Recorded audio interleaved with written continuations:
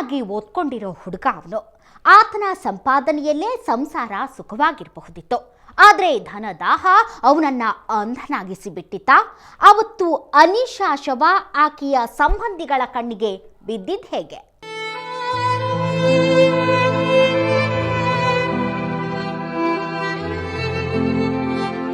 ಸಾವಿರ ಕನಸಿಟ್ಕೊಂಡು ಗಂಡನ ಮನೆಗೆ ಹೋದ ಹುಡುಗಿ ಅನುಷಾ ಅವರ ಮನೆಯಲ್ಲೇ ಹೆಣವಾಗಿರ್ತಾಳೆ ಅನ್ನೋ ಕಲ್ಪನೆ ಯಾರಿಗ್ ತಾನೇ ಇರುತ್ತೆ?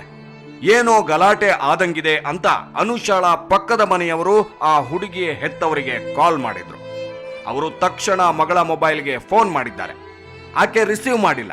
ಕೂಡ್ಲೆ ಅಲ್ಲೇ ಹತ್ತಿರದಲ್ಲಿರೋ ಸಂಬಂಧಿಗಳಿಗೆ ಫೋನ್ ಮಾಡಿ ಮಗಳ ಮನೆಗೆ ಒಮ್ಮೆ ಹೋಗ್ಬನ್ನಿ ಅಂತ ಕೇಳ್ಕೊಂಡಿದ್ರು. ನಮಗೆ ಅವ್ರ ಕಡೆಯಿಂದ ಮೆಸೇಜ್ ಬಂದಿದೆ, ಈ ಥರ ಅನುಷನ್ಗೆ ಏನೋ ಪ್ರಾಬ್ಲಮ್ ಆಗ್ತಾ ಇದೆ, ಹೋಗಿ ನೋಡಿ ಅಂತ ನಮ್ಮ ಮನೆಗೆ ಫೋನ್ ಮಾಡಿದ್ದಾರೆ. ನಮ್ಮ ಮನೆಗೆ ಫೋನ್ ಮಾಡಿದಾಗ ನಮ್ಮ ತಂಗಿ ಏನು ಹೇಳಿದೆ, ಅಣ್ಣ ನೀವು ಹೋಗಿ ಒಂದು ಸರಿ ನೋಡ್ಕೊಬನ್ನಿ, ಏನು ಮನೆಯಲ್ಲಿ ಏನು ಪ್ರಾಬ್ಲಮ್, ಏನೋ ಅನುಷಂಗೆ ಪ್ರಾಬ್ಲಮ್ ಆಗ್ತಾಯಿದೆ ಅಂತ ಸರಿ ಅಂತ ಹೇಳ್ಬಿಟ್ಟು ನಾನು ಮೇಕ್ರಿ ಸರ್ಕಲ್ ಅಂತವೇ ಇದ್ದೆ. ಹಂಗೆ ಹೇಳಿದ ಫೋನ್ ಮಾಡಿದ ತಕ್ಷಣ ನಾನು ಅಲ್ಲಿ ಹೋದೆ. ನೋಡಿದರೆ ಮನೆ ಬಾಗಿಲು ತೆಗೆದಿತ್ತು. ಒಳಗಡೆ ಸ್ಮಶಾನ ಮೌನ. ಬಾಗಿಲು ತೆಗೆದು ಅದೆಲ್ಲಿಗೆ ಹೋದ್ರಪ್ಪ ಅಂದ್ಕೊಂಡು ನಿಂತಿದ್ದಾಗ್ಲೇ ಇನ್ನೊಬ್ಬ ಸಂಬಂಧಿ ಮನೆಗೆ ಬಂದಿದ್ದ. ಇಬ್ಬರು ಏನಾಗಿದೆಯಪ್ಪ ಅನ್ಕೋತಾನೆ ಮನೆಯೊಳಗೆ ಅಡಿ ಇಟ್ಟಿದ್ರು. ಆಗ್ಲೇ ಆಘಾತವಾಗಿತ್ತು. ಸರಿ, ಇನ್ನು ರೂಮ್ ನೋಡಿದಾಗ ಅದು ಓಪನ್ ಆಗಿತ್ತು, ಕಾಲು ಎರಡು ಕಾಣ್ತಾ ಇತ್ತು.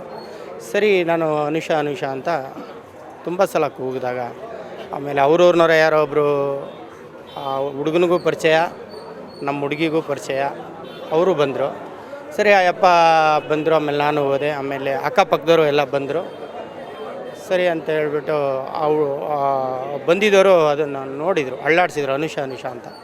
ಏನು ನಮಗೆ ಮಾತೇ ಆಡಲಿಲ್ಲ. ಜೀವ ಇದ್ರೆ ತಾನೇ ಮಾತಾಡೋದು. ಅಷ್ಟೊತ್ತಿಗೆಲ್ಲ ಅನುಷಾ ಕಥೆ ಮುಗಿದು ಹೋಗಿತ್ತು. ಆಕೆಯ ಉಸಿರುಗಟ್ಟಿಸಿ ಕೊಲೆ ಮಾಡಲಾಗಿತ್ತು.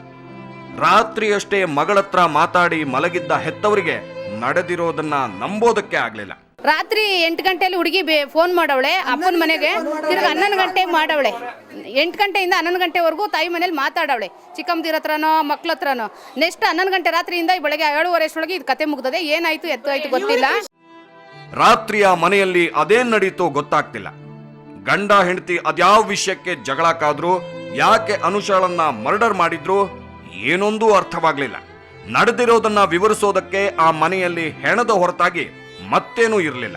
ಪೋಸ್ಟ್ ಮಾರ್ಟಮ್ ಮಾಡಿದಾಗ ಉಸಿರುಗಟ್ಟಿ ಸತ್ತಿರೋದು ಮಾತ್ರ ಕನ್ಫರ್ಮ್ ಆಗಿತ್ತು. ಹುಡುಗಿನ ದಿಂಬಾಕಿ ಹತ್ತಿ ಬಾಯಿಗೆ ತುರುಕಿ ಸಾಯಿಸಿರೋದು. ಅದು ಬಿಟ್ರೆ ಬೇರೆ ಪಕ್ಕದ ಮನೆಯವರು ಅದು ಸ್ವಂತ ಊರಿಗೆ ಬೇರೆ ಊರಿಗೆ ಈ ಮನೆಗೂ ಅಲ್ಲ ಫೋನ್ ಮಾಡಿ ಅವ್ರ ಮನೆಯವ್ರು ಬಾಗಿಲು ತೆಗ್ದಿಲ್ಲ, ಓಪನ್ ಮಾಡಿ ಬಿಟ್ಬಿಟ್ಟು ಓಡೋಗ್ಬಿಟ್ಟವ್ರೆ. ಏನಾಗಿದೆ ಅಂತ ಗೊತ್ತಿಲ್ಲ ಅಂತ ಫೋನ್ ಮಾಡಿರೋದು. ಕಾಲ್ ಮಾಡಿದವರಿಗೂ ಹುಡುಗಿ ಸತ್ತಿದ್ದಾಳೆ, ಹೀಗೆ ಸಾಯಿಸಿದ್ದಾರೆ ಅನ್ನೋದು ಯಾವುದೂ ಗೊತ್ತಿರಲಿಲ್ಲ. ಗಲಾಟೆ ನಡೆದಿದ್ದು ಮಾತ್ರ ಗೊತ್ತಿತ್ತು. ನಂತರ ವಿನಯ್ ಮತ್ತು ಆತನ ಹೆತ್ತವರು ಬೆಳ್ಳಂಬೆಳಿಗ್ಗೆ ಮನೆ ಬಿಟ್ಟಿದ್ದನ್ನು ನೋಡಿದ್ರೇನೋ. ಒಟ್ಟಲ್ಲಿ ಅನುಮಾನದಲ್ಲೇ ಫೋನ್ ಮಾಡಿದ್ರು. ಅಷ್ಟೊತ್ತಿಗೆಲ್ಲ ಮನೆಯನ್ನ ಇದ್ದ ಸ್ಥಿತಿಯಲ್ಲೇ ಬಿಟ್ಟು ವಿನಯ್ ಮತ್ತವನ ಹೆತ್ತವರು ಹೊರಟೋಗಿದ್ರು.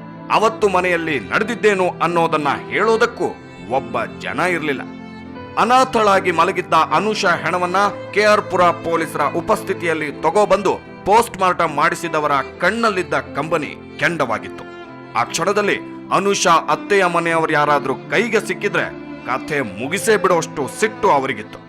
ಎಂತ ಸ್ಟೆಪ್ಪು ತಗೊಳ್ತಾ ನೋಡೋಣ. ಅವರಂತೂ 3 ಜನನ್ನ, ಅದು ಮುಂದೆ ಭಗವಂತ ಇದ್ದಾನೆ ಮೇಲೆ, 3ನೇ ಕಣ್ಣು ಭಗವಂತ ಅಂತಿದೆಯಲ್ಲ, ಅವ್ರು ಏನೋ ತಿಳ್ಕೊಂಡಿರ್ಬೋದು. ನನ್ನ ಮಗಳು ನಾವು ನಿಶ್ಚಯ ಮಾಡಿದ್ದೀವಿ, ಅವನು ಎಲ್ಲೇ ಇರಲಿ, ಅವನು ಎಲ್ಲೇ ಇರಲಿ, ಯಾವ ಜಾಗದಲ್ಲಿ ಇರಲಿ, ಅವ್ನು ತರೋದು ಗೊತ್ತು, ಅವ್ನಿಗೇನು ಮಾಡಬೇಕು ಅನ್ನೋದು ಗೊತ್ತು. ಇವ್ರ ಮಾತು ಕೇಳಿದ್ರೆ ಮತ್ತೊಂದು ಅನಾಹುತ ನಡೆದು ಬಿಡುತ್ತೇನೋ ಅಂತ ನಮಗನ್ಸಿತ್ತು.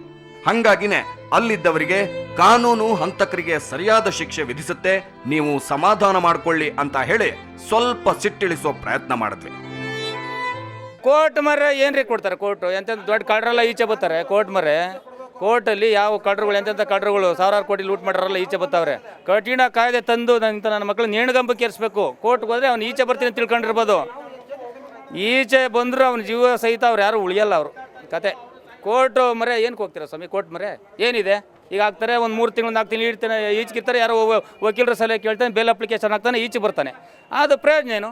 ಹೋಗ್ತಾನೆ, ಅವಳನ್ನ ಇನ್ನೂ ಕೆಂಪಗಾನೆ ಇನ್ನೊಬ್ಬಳು ಮದುವೆ ಆಗ್ತಾನೆ, ಅವ್ರ ಹತ್ರ ಒಂದು ಇದೇ ಥರ ಮಾಡ್ತಾನೆ. ಇವನಿಗೇನು ಡೈರೆಕ್ಟ್ ಟಿಕೆಟು ಇಲ್ಲಿ ಕಳಿಸ್ಬಿಟ್ರೆ ಮೇಲಕ್ಕೆ ಸರೋಗ್ತದೆ. ಕೋರ್ಟು ಕಾನೂನು ಕಟ್ಕಟ್ಲೆ ಮೇಲೆ ನಮಗೆಲ್ಲ ನಂಬಿಕೆನೇ ಇಲ್ಲ. ಇವರು ಹೀಗೆ ಗುಡುಗಿದ್ದನ್ನ ಅವರು ಕೇಳಿಸ್ಕೊಂಡಿಲ್ಲ. ಮೋಸ್ಟ್ಲಿ ಅನುಷಾ ಸತ್ತ ಸುದ್ದಿ ಗೊತ್ತಾದ ಮೇಲೆ ಆಕೆಯ ಕಡೆಯವರು ತಮ್ಮನ್ನ ಸುಮ್ಮನೆ ಬಿಡೋ ಚಾನ್ಸೇ ಇಲ್ಲ ಅಂತ ಅವರು ನಿರ್ಧರಿಸಿದ್ರೇನೋ. ಹಂಗಾಗಿ ಏನಾಯ್ತು ಏನು ಹೋಯ್ತು ಅನ್ನೋದನ್ನು ನೋಡದೆ ಸಾವಿಗೆ ಶರಣಾಗ್ಬಿಟ್ಟಿದ್ರು. ಇಷ್ಟಕ್ಕೆಲ್ಲ ಕಾರಣವಾಗಿದ್ದು ಕೆಟ್ಟ ಟೈಮ.